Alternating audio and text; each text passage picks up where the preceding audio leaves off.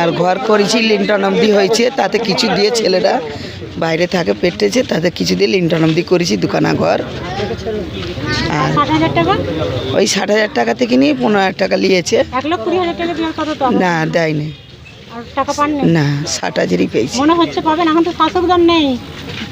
এবার কী হবে না তোমারাই জানো।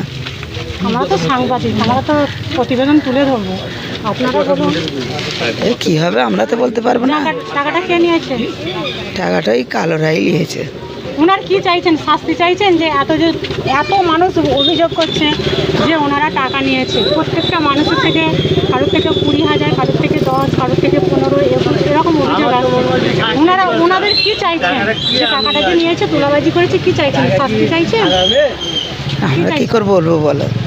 আপনি কি বলছেন? আমারও তো লিয়েছে, উনিই লিয়েছে। হ্যাঁ,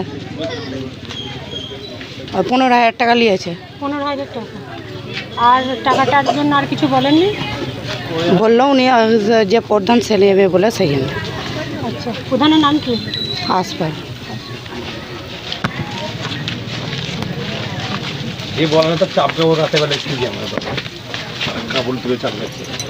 আপনার কি অভিযোগ আছে?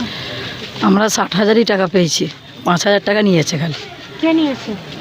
আমাদের পাড়ার যে কজন ছিল। কেন নিয়েছে সেটা জিজ্ঞাসা করেননি যে কেন নিয়েছে? মিষ্টি খাবার লেগে। মিষ্টি খাওয়ার জন্য? হ্যাঁ, বলছে ওটা আমরা মিষ্টি খাবো। আমরাও 60,000 টাকা পেয়েছি, 5,000 টাকা নিয়েছে। কে নিয়েছে? এই পাড়ার ছেলেরাই নিয়েছে। পাড়ার ছেলে বলতে কি করে ওনারা? ওনারা পার্টিতেই থাকে। কোন পার্টিতে থাকেন? এই যে এইখানেই তো আসপাড়ার। 5,000 টাকা কেন দিলেন জিজ্ঞাসা করলেন না? চেয়েছে দিয়েছি, অত জিজ্ঞাসা করিনি। আপনার নাম? খুরশিদা বেগম।